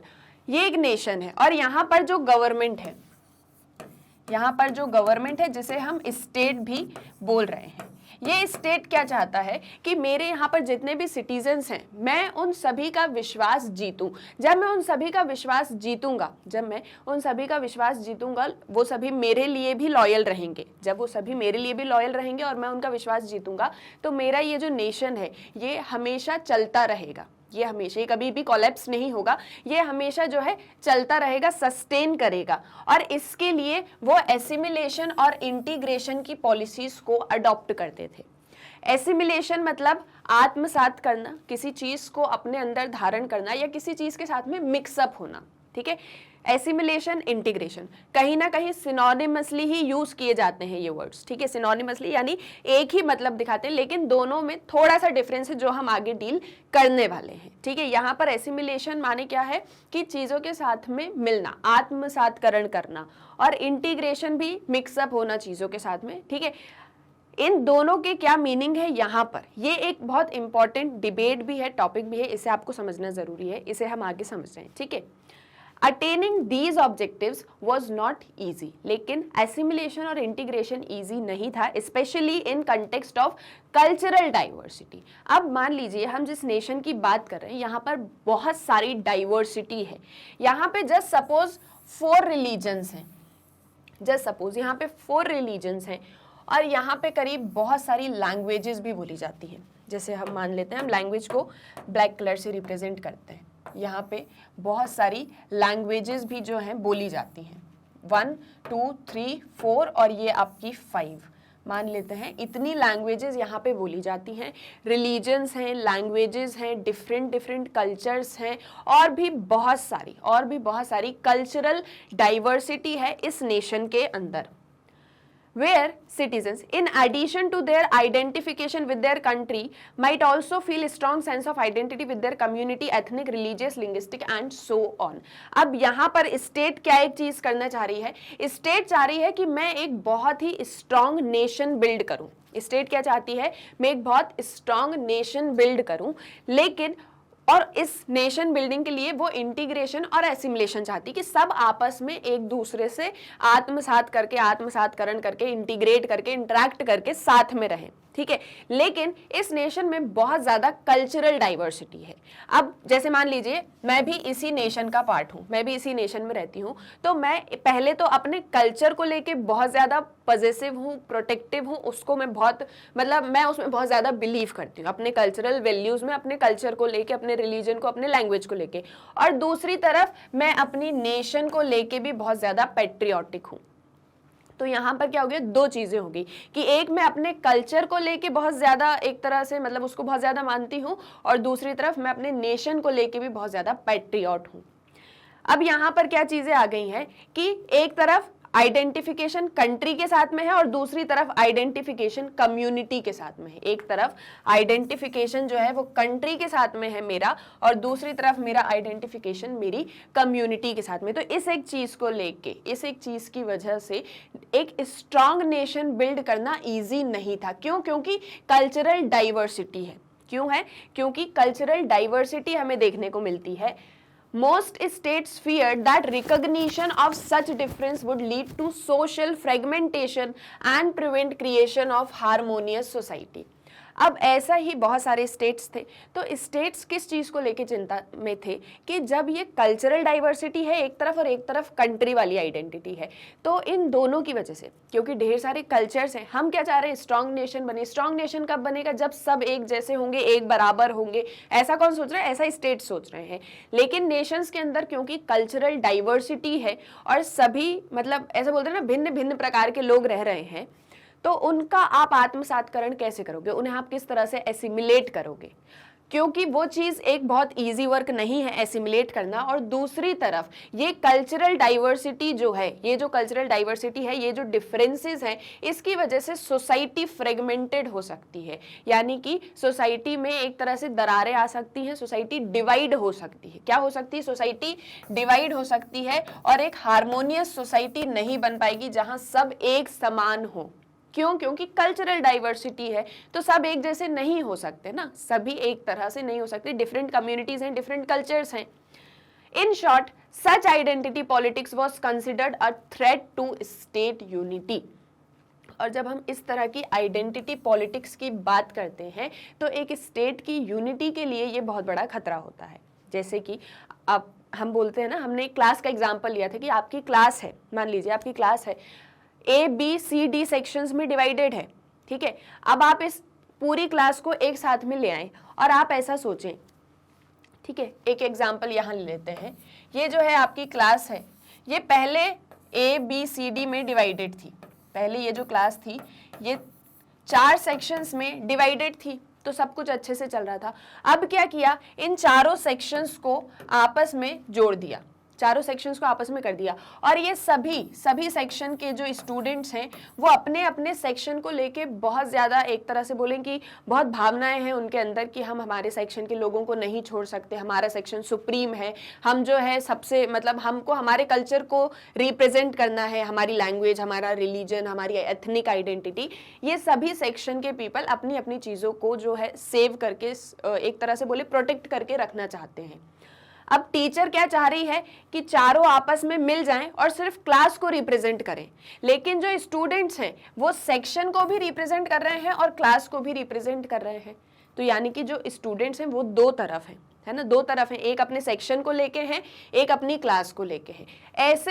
ऐसे में जब हर एक सेक्शन के स्टूडेंट्स इसी तरह से बिहेव करेंगे तो पूरी क्लास में यूनिटी नहीं आ पाएगी, है ना, पूरी क्लास में यूनिटी नहीं आएगी। और ये जो क्लास है ये कहीं ना कहीं थोड़ी सी डिवाइडेड रहेगी। ये क्लास जो है साथ में तो है पर डिवाइडेड रहेगी। और इस तरह मतलब ऐसा ही जब नेशन के केस में हम बात करते हैं तो इन्हीं कारणों से सोशल फ्रेगमेंटेशन होती है और एक हार्मोनियस सोसाइटी सेटअप नहीं हो पाती। और जिस चीज़ का डर रहता है गवर्नमेंट को कि यूनिटी पर जो है थ्रेट आ जाएगा, यूनिटी पर जो हमारी अभी एकता है उस पर खतरा आ जाएगा यदि हम आइडेंटिटी पॉलिटिक्स करेंगे। तो आइडेंटिटी पॉलिटिक्स यानी हम किसी एक कल्चर को सुप्रीम माने, दूसरे को जो है ना माने, अगर हम इस तरह की अपनी एक पॉलिसी अडॉप्ट करेंगे तो हमारी स्टेट की यूनिटी को थ्रेट रहेगा।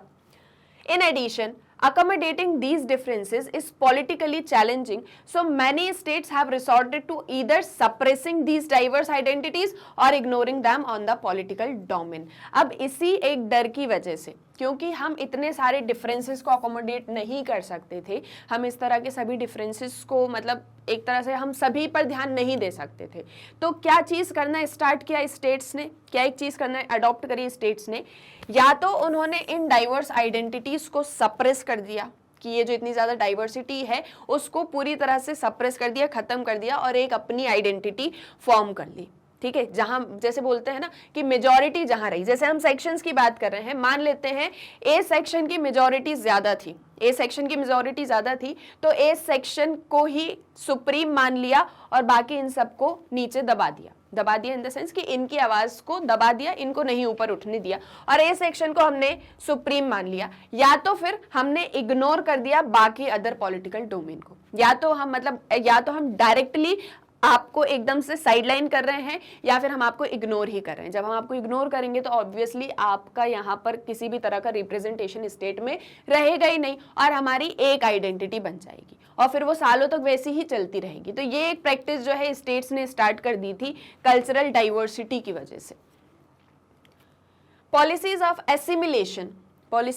Assimilation often involving outright suppression of the identities of ethnic, religious or linguistic groups try to erode the cultural differences between groups. अब यदि हम policy of assimilation को अपनाते हैं, policy of assimilation हम अपनाते हैं तो ये जो इतनी ज़्यादा cultural differences हैं, ये जो cultural differences हैं ये पूरी तरह से ख़त्म हो जाएंगे।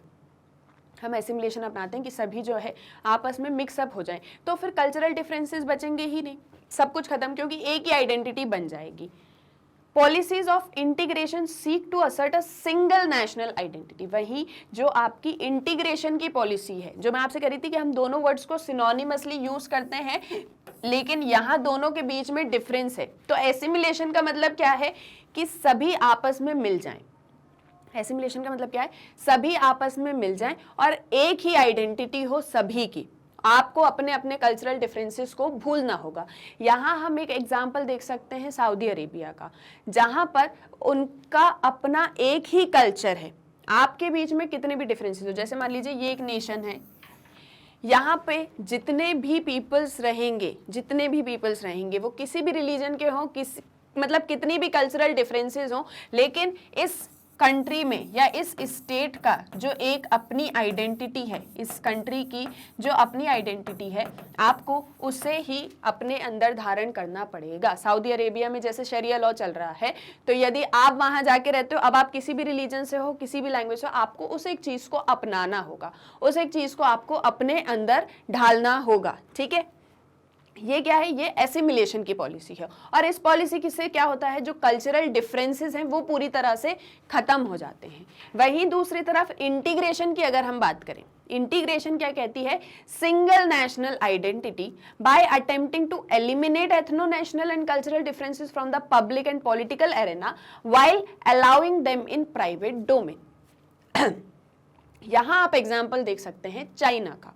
जैसे चाइना का एक अपना जो है कंट्री की आइडेंटिटी है, यहाँ पर सिंगल नेशनल आइडेंटिटी है। चाइना की हम बात करें, सिंगल नेशनल आइडेंटिटी है और जो कंट्री की आइडेंटिटी है वही सभी पीपल्स की आइडेंटिटी होगी। बस डिफरेंस ये होगा कि आपके जो कल्चरल डिफरेंसेस हैं, जैसे मान लीजिए मैं चाइना में जाके रहने लग जाती हूँ, मेरा कल्चर चाइना के कल्चर से अलग है, तो पब्लिक डोमेन में, जब मैं पब्लिक डोमेन में होंगी, गवर्नमेंट स्फीयर में बात करूं, पॉलिटिक्स में बात करूं, तो फिर मैं मुझे भी चाइना के कल्चर को ही अडॉप्ट करना पड़ेगा, लेकिन मैं अपनी प्राइवेट स्फीयर में, अपनी डोमेस्टिक हाउस होल्ड में, अपनी प्राइवेट स्फीयर में अपने रिलीजन को, अपने कल्चर को फॉलो कर सकती हूँ। ठीक है, यानी कि पब्लिक स्फीयर में तो आपको कंट्री के ही रिलीजन को मानना है, लेकिन आप अपनी प्राइवेट स्फीयर में अपने कल्चर को फॉलो कर सकते हो। ठीक है, अपनी प्राइवेट डोमेन में आप ऐसी प्रैक्टिसेस कर सकते हो, लेकिन एसिमिलेशन में ऐसा नहीं होगा। तो इसको किस तरह से याद कर सकते हैं कि एसिमिलेशन कहीं ना कहीं एक रिजिड कॉन्सेप्ट है, ठीक है, और इंटीग्रेशन थोड़ा बहुत फ्लेक्सिबल कॉन्सेप्ट है। इंटीग्रेशन कैसा है? फ्लेक्सिबल कॉन्सेप्ट है। Both sets of policy assume a singular national identity. दोनों ही पॉलिसी में, चाहे इंटीग्रेशन की बात करो चाहे एसिमिलेशन की बात करो, दोनों ही पॉलिसी एक सिंगुलर नेशनल आइडेंटिटी की बात करते हैं कि हम कल्चरल डिफरेंसेस को खत्म करेंगे, हम कल्चरल डिफरेंसेस को पूरी तरह से खत्म करेंगे, एक ही आइडेंटिटी होगी पूरे नेशन की। जैसे यहाँ पर हम एग्जाम्पल लें तो ये जो डिफरेंसेस हैं, एसिमिलेशन में क्या बोलते हैं कि सभी डिफरेंसेस, जितने भी डिफरेंसेस हैं, इन सभी को खत्म करिए और एक नेशनल आइडेंटिटी होगी, one single national identity.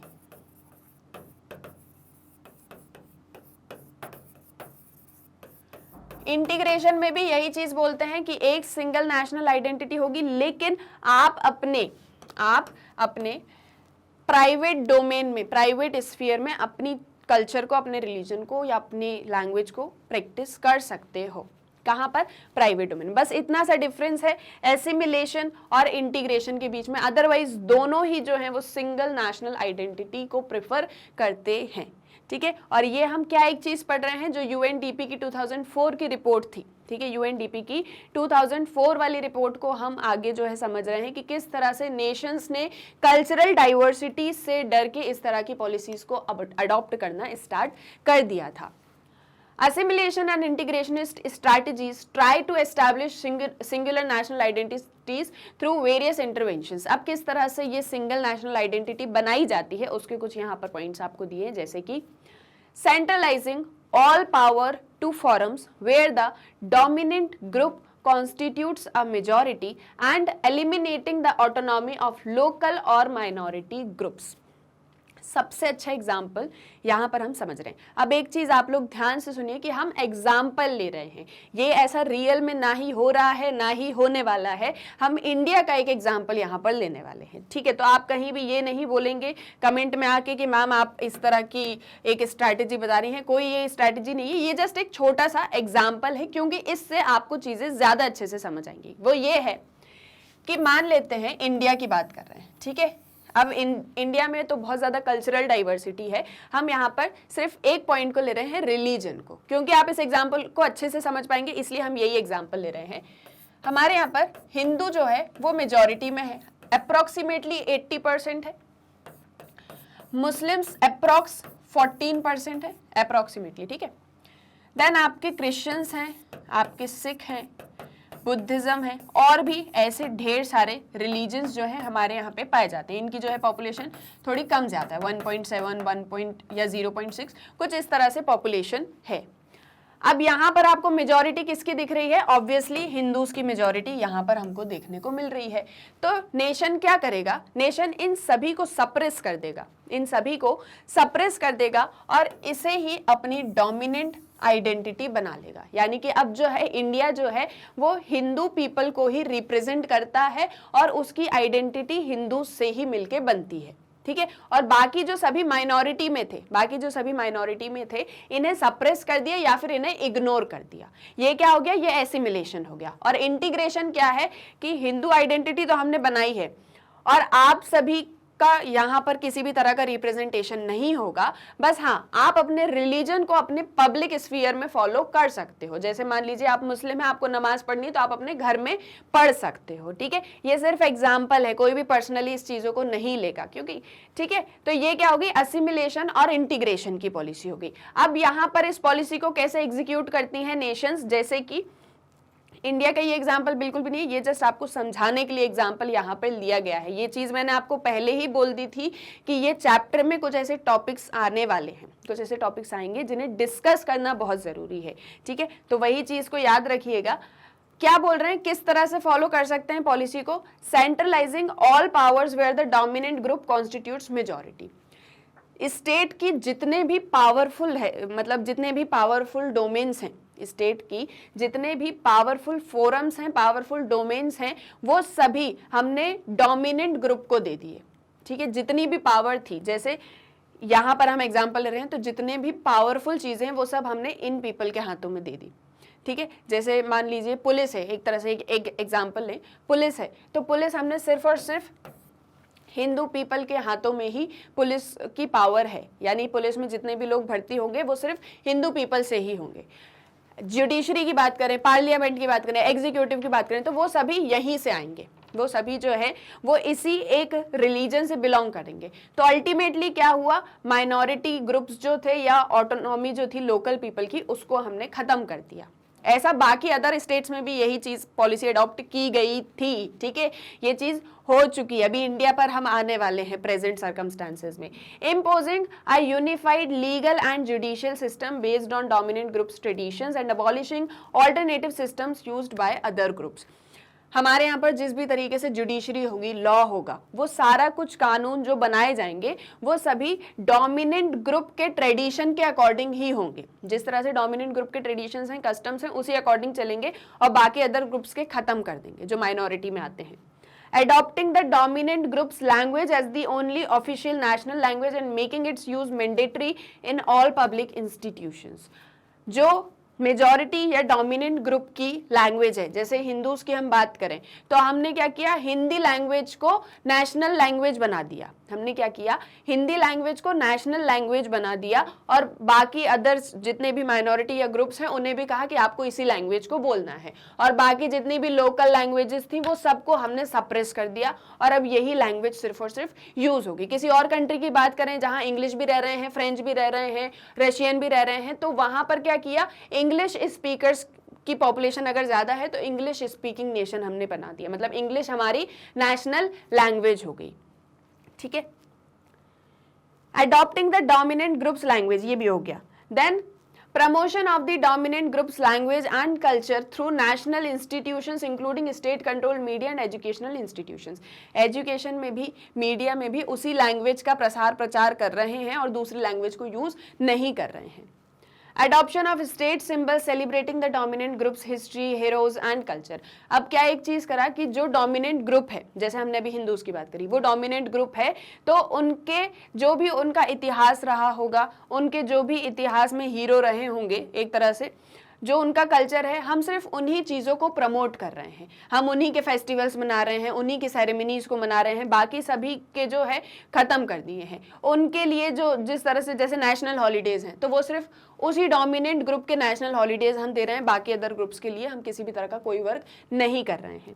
Seizure of lands, forests and fisheries from minority groups and indigenous peoples and declaring them national resources। Minority के पास में जितने भी रिसोर्सेज हैं, फिशरीज हैं, वो जहाँ भी काम करते हैं, उनकी जो लैंड है वो सभी हम उनसे ले लें और ये सारा कुछ हम नेशनल रिसोर्सेज के नाम पे सिक्योर करके रख लें। ये कौन करेगा, स्टेट करेगा। तो इस तरह से क्या होगा, जो डोमिनेंट ग्रुप होगा, जो डोमिनेंट ग्रुप होगा उस का मतलब उसी की आइडेंटिटी पूरे नेशन में प्रिवेल करने लगेगी और अल्टीमेटली पूरे नेशन की एक आइडेंटिटी बन जाएगी, और जो बाकी अदर ग्रुप्स हैं, बाकी अदर कल्चर्स हैं, उनको हम पूरी तरह से खत्म कर दे रहे हैं, उनको हम पूरी तरह से सप्रेस कर दे रहे हैं।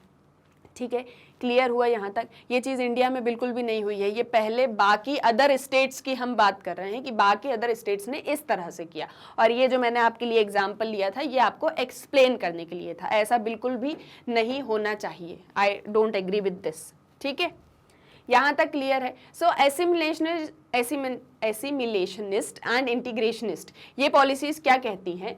Policies that promote assimilation are aimed at persuading, encouraging or forcing all citizens to adopt a uniform set of cultural values and norms। क्या कहती है assimilation की policy?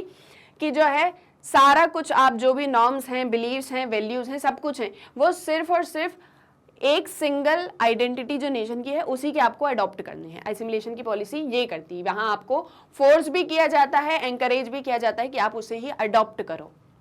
These values and norms are usually entirely or largely those of the dominant social groups। वही जो मैंने आपसे कही कि जो ग्रुप डोमिनेट करेगा, जो मेजॉरिटी में होगा, उसी की चीजों को यहाँ पर आत्मसात कर लिया जाएगा, असिमिलेट कर लिया जाएगा। अदर नॉन डोमिनेंट और subordinated groups in society are expected और required to give up their own cultural values and adopt the prescribed ones. यहाँ पे जो बाकी अदर डोमिनेंट ग्रुप्स हैं सोसाइटी में, या फिर जो माइनॉरिटीज़ हैं, उनसे ये कहा जाता है आप अपने कल्चरल वैल्यूज़ को छोड़ दीजिए, भूल जाइए, ख़त्म कर दीजिए, और जो हम आपसे कह रहे हैं उन आइडेंटिटी को आप भी अपनाइए। Policies promoting integration are different in style but not in overall objective. They insist that the public culture be restricted to a common national pattern while all non-national cultures are to be relegated to private sphere. और integration क्या कहती है कि public sphere में एक common national pattern होना चाहिए, लेकिन आप अपनी प्राइवेट स्फीयर में अपने कल्चर को फॉलो कर सकते हो। In this case too there is the danger of dominant groups culture being treated as national culture। लेकिन इंटीग्रेशन की पॉलिसी भी इतनी ज़्यादा अच्छी नहीं है, एडवांटेजियस नहीं है, क्योंकि इसमें धीरे धीरे अल्टीमेटली होता यही है कि जो डोमिनेंट ग्रुप होता है उसका कल्चर नेशनल कल्चर बन जाता है। ठीक है, उसका कल्चर जो है वो नेशनल कल्चर बन जाता है। You can probably see what the problem is by now. तो आज के समय में क्या दिक्कत है, ये इंटीग्रेशन और एसिमिलेशनलिस्ट, ये जो आपने पॉलिसीज देखी, स्ट्रैटेजीज देखी, ये जो आपने पूरा डिबेट देखा, इसमें क्या चीजें हैं, there is no necessary relationship between any specific form of community and the modern form of the state. और इस तरह की पॉलिसीज के थ्रू ये जो अभी हमने यूएनडीपी की रिपोर्ट को डिस्कस किया, 2004 की रिपोर्ट को, कल्चर एंड डेमोक्रेसी वाली, वहाँ से हमने क्या एक चीज़ देखी कि जो स्टेट्स हैं वो इस कल्चरल डाइवर्सिटी से कहीं ना कहीं डर चुके हैं, और इस डर की वजह से वो एसिमिलेशन और इंटीग्रेशन की पॉलिसीज़ को अडॉप्ट कर रहे हैं। और इन पॉलिसीज़ के बाद में अब हम अगर इस रिपोर्ट को एनालाइज करें तो क्या एक चीज़ हमें दिखती है कि आज के समय में कहीं भी एक मतलब कोई रिलेशनशिप नहीं बचा है कम्युनिटी और स्टेट के बीच में। जहां पहले होता था कि कम्युनिटी है, कम्युनिटी से नेशन बनेगा और नेशन से स्टेट बनेगा, अब चीज़ें क्या हो गई हैं, स्टेट्स नेशन की तरफ फोकस कर रहे हैं और नेशन से अल्टीमेटली कम्युनिटी के, एक तरह से बोले कि कम्युनिटी के राइट्स की तरफ फोकस कर रहे हैं कि कम्युनिटी की डिमांड्स को फुलफिल करना है। लेकिन और आगे आ जाएं, 21st सेंचुरी में आ जाएं, तो ये कम्युनिटी की डाइवर्सिटी कहीं ना कहीं स्टेट की यूनिटी के लिए थ्रेट बन चुकी है। कम्युनिटी की जो आइडेंटिटी है वो स्टेट की यूनिटी के लिए थ्रेट बन गई है, इसीलिए एसिमिलेशन और इंटीग्रेशन की पॉलिसीज को अडॉप्ट किया जा रहा है। क्या किया जा रहा है, एसिमिलेशन और इंटीग्रेशन की पॉलिसीज को अडॉप्ट किया जा रहा है, और आज के समय में कम्युनिटी और स्टेट के बीच में कोई रिलेशनशिप नहीं रह गई है। ठीक है, क्लियर है यहाँ तक। Then any of the many basis of community identity may और may not lead to nation formation, there are no guarantees. तो आज के समय में एक कम्युनिटी फिर नेशन को बिल्ड करेगी, फिर नेशन से स्टेट फॉर्म होगा, ऐसा होगा नहीं होगा ये पॉसिबल, मतलब इसकी कोई गारंटी नहीं, हो भी सकता है और नहीं भी हो सकता है। But because community identities can act as the basis for nation formation, already existing states see all forms of community identity as dangerous rivals। आज के समय में मतलब ये भी हो सकता है ना कि कम्युनिटी से नेशन फॉर्म हो सकते हैं, लेकिन उसे अभी भी डेंजरस राइवल्स की तरह देखा जाता है, किसे, कल्चरल डाइवर्सिटी को। That is why states generally tend to favour a single homogeneous national identities in the hope of being able to control and manage it. इसलिए स्टेट्स क्या चाहते हैं कि एक सिंगल नेशनल आइडेंटिटी हो, एक ही कल्चर हो, एक ही रिलीजन हो, एक ही लैंग्वेज हो, जिससे एक तरह से एडमिनिस्ट्रेशन भी इजी गोइंग होगा, बाद में कोई कॉन्फ्लिक्ट्स भी अराइज नहीं होंगे, इजीली कंट्रोल और मैनेज कर पाएंगे। इसीलिए नेशंस ऐसा प्रेफर करते हैं। But however, suppressing cultural diversity can be very costly in terms of alienation of minority or subordinated communities whose culture is treated as non-national। लेकिन हम क्या सोच रहे हैं, हम एडमिनिस्ट्रेशन की बात तो कर रहे हैं, कन्फ्लिक्ट्स की बात तो कर रहे हैं कि ऐसा नहीं होगा, लेकिन एक तरफ हम क्या चीज़ कर रहे हैं, माइनॉरिटीज़ जो हैं या जो नॉन डोमिनेंट ग्रुप्स हैं, हम उनके कल्चर को, उनकी आवाज़ को पूरी तरह से सप्रेस कर रहे हैं, उस एक चीज़ को पूरी तरह से दबा दे रहे हैं, उनकी बात को हम नहीं सुन रहे हैं। However the very act of suppression can provoke the opposite effect of intensifying community identity. हम इस डर से कि कल को किसी तरह का कन्फ्लिक्ट होगा और नेशन, स्ट्रॉन्ग नेशन बिल्डअप नहीं हो पाएगा, हम आज वन नेशनल आइडेंटिटी की बात कर रहे हैं, लेकिन इसके रिवर्स कन्फ्लिक्ट्स भी हो सकते हैं। इस एक चीज से भी तो कन्फ्लिक्ट हो सकता है ना कि हम सभी के एक तरह से इंटरेस्ट को रिप्रेजेंट नहीं किया जा रहा है नेशन में, और अल्टीमेटली माइनॉरिटीज जो होंगी या जो बाकी अदर कम्युनिटीज होंगी जो नॉन डोमिनेंट हैं, वो इस चीज़ को लेके प्रवोक हो सकती हैं और वो इसके खिलाफ में मतलब इसके खिलाफ में वो नेशन के अगेंस्ट जा सकती हैं, जिससे कन्फ्लिक्ट हो सकता है, कंपटीशन हो सकता है। सो एनकरेजिंग और at least allowing cultural diversity is good policy from both the practical and principled point of view. तो इसीलिए कल्चरल डाइवर्सिटी को अलाउ करना एक अच्छी पॉलिसी है कि आप अपने डोमेन्स में कर सकते हैं, या फिर हम एक मिक्स्ड कल्चर की भी तो बात कर सकते हैं ना, हम कल्चरल डाइवर्सिटी की बात कर सकते हैं। जैसे हमने प्रीवियस लेक्चर में इंडिया की बात करी थी कि इंडिया में तो इतनी ज़्यादा कल्चरल डाइवर्सिटी है, उस डाइवर्सिटी में भी यूनिटी है, यूनिटी इन डाइवर्सिटी है हमारे यहाँ पे, है ना, ये एक चीज़ हमने बात करी थी। और इस डाइवर्सिटी की वजह से हमेशा इंडिया और ज़्यादा प्रॉस्पेरस ही हुआ है, और ज़्यादा वेल्थ ही गेन करी है, और ज़्यादा डेवलपमेंट हुआ, और मतलब पूरे वर्ल्ड में ये एक बहुत यूनिक एग्जाम्पल है इंडिया का, जहां पर हम इतनी ज्यादा कल्चरल डाइवर्सिटी के साथ में भी ग्रो कर रहे हैं and as a strong nation हम इवॉल्व हो रहे हैं। ठीक है, हमारी इकोनॉमी इतनी अच्छी है, हम जो है वर्ल्ड लेवल पे भी अगर हम बात करें तो हम बहुत सी चीज़ों में प्रॉस्पेरस हैं, स्ट्रांग है, इतनी डाइवर्सिटी होने के बाद भी। तो प्रैक्टिकली भी और प्रिंसिपल पॉइंट ऑफ व्यू से भी कल्चरल डाइवर्सिटी अच्छी होती है, उसे सप्रेस करना गलत है। क्या गलत है? कल्चरल डाइवर्सिटी को सप्रेस करना। सो नाउ आई होप कि सारी चीज़ें आपको अब समझ में आ गई होंगी। कम्युनिटी क्या होती है, नेशन क्या होती है, नेशन स्टेट्स के बीच में क्या रिलेशनशिप होती है। यूएनडीपी की रिपोर्ट को हमने डिस्कस किया, एसिमिलेशन इंटीग्रेशन वाली जो पॉलिसीज थी उन्हें हमने डिस्कस किया। हमने देखा कि कल्चरल डाइवर्सिटी को प्रमोट करना भी थ्रेट है और उसे सप्रेस करना भी थ्रेट है। तो आपको एक क्या चीज़ करनी है, बैलेंस्ड व्यू करना है। जैसे हमने देखा था कम्युनिटी और नेशन के बीच में कोई डिफरेंस नहीं है, स्टेट और नेशन के बीच में ज़्यादा डिफरेंस नहीं है, बस पॉलिटिकल ऑर्गेनाइजेशन का जो है थोड़ा सा डिफरेंस है। स्टेट्स नेशंस क्या होते हैं ये एक चीज़ आपको समझ में आ गया होगा, तीनों के बीच में रिलेशनशिप्स कैसे हैं ये आपको समझ में आ गया होगा। कम्युनिटी और स्टेट के बीच में क्या रिलेशनशिप है ये आपको लास्ट तक आते आती चीज़ें जो है सारा कुछ समझ में आ गया होगा एंड आई होप डाउट्स नहीं होंगे। देखिए स्टार्टिंग हम जब किसी चीज़ की करते हैं तो थोड़ा सा आपको स्कैटर्ड लगेंगी चीज़ें, लेकिन जब आप उसे सुनोगे, पढ़ोगे, रीड करोगे आप चीज़ों को, तो आपको वो सारा कुछ जो है लास्ट में एक साथ में आता हुआ समझ में आ जाएगा। ठीक है, डाउट्स नहीं आएंगे। आई होप समझ में आ गया होगा। आपको इस टॉपिक में कोई भी डाउट हो तो आप बिल्कुल कमेंट सेक्शन में उस एक चीज़ को पूछ सकते हैं कि मैम ये एक चीज़ हमको यहाँ पर समझ में नहीं आई, या इस एक चीज़ का क्या मतलब होता है। ठीक है, सभी एग्जाम्पल्स हमने लिए, और वापस से वही एक चीज़ है कि बहुत से टॉपिक्स में आप एक कंक्लूजन पर नहीं पहुंच पाओगे।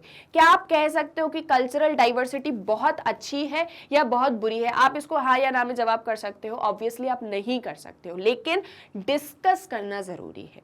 अब कल्चरल डाइवर्सिटी अच्छी नहीं तो क्या हम उसको ख़त्म कर देंगे? ऑब्वियसली हम नहीं कर सकते हैं। कल्चरल डाइवर्सिटी बहुत अच्छी है, अगर आप ये एक चीज़ में बिलीव कर लेते हो देन बाद में कन्फ्लिक्ट्स अराइज होंगे। तो चैलेंजेस हैं कल्चरल डाइवर्सिटी को लेके। ठीक है, समझ में आ गया। एक और चीज़ कि आप मैग्नेट ब्रेन्स की वेबसाइट को कैसे एक्सेस कर सकते हैं, तो आपको क्या करना है, गूगल पे जाना है, एंटर करना है magnetbrains.com। ये सभी वीडियोस देखने के लिए आपके सामने magnet brains education platform open हो जाएगा। स्क्रॉल करेंगे तो देखेंगे किंडरगार्टन से लेके 12th क्लास तक के सारे क्लासेस की वीडियोज़ यहाँ पर अवेलेबल हैं। आपको क्या करना है, आपको जो भी क्लास स्टडी करनी है, जैसे सपोज आपको क्लास 12th स्टडी करनी है तो आप क्लास 12th पर एक क्लिक करिएगा। जैसे ही क्लिक करेंगे क्लास से रिलेटेड सभी सब्जेक्ट की वीडियोस यहाँ पर आ जाएंगे। स्क्रॉल करेंगे और भी वीडियोस देखने को मिलेंगे। सभी के नीचे वॉच नाउ का बटन है, आपको जो भी सब्जेक्ट स्टडी करना है वॉच नाउ पे क्लिक किया, सब्जेक्ट से रिलेटेड चैप्टर वाइज वीडियोस यहाँ पर आए, चैप्टर पे क्लिक करेंगे, चैप्टर से रिलेटेड सब टॉपिक्स यहाँ पर आ जाएंगे और सभी के आगे वॉच नाउ का बटन है। अब जो भी वीडियो देखना है वॉच नाउ पे क्लिक किया और ये वीडियो ओपन। अब यहाँ से आपको नेक्स्ट वीडियो देखना है, नेक्स्ट वीडियो पर क्लिक करिए। ये नहीं देखना है, कुछ और देखना है, यहाँ से कैंसिल कर दीजिए। सो बहुत ही इजीली आप मैग्नेट ब्रेन्स की वेबसाइट को एक्सेस कर सकते हैं। ये आपको 100% फ्री ऑनलाइन एजुकेशन प्रोवाइड करती है।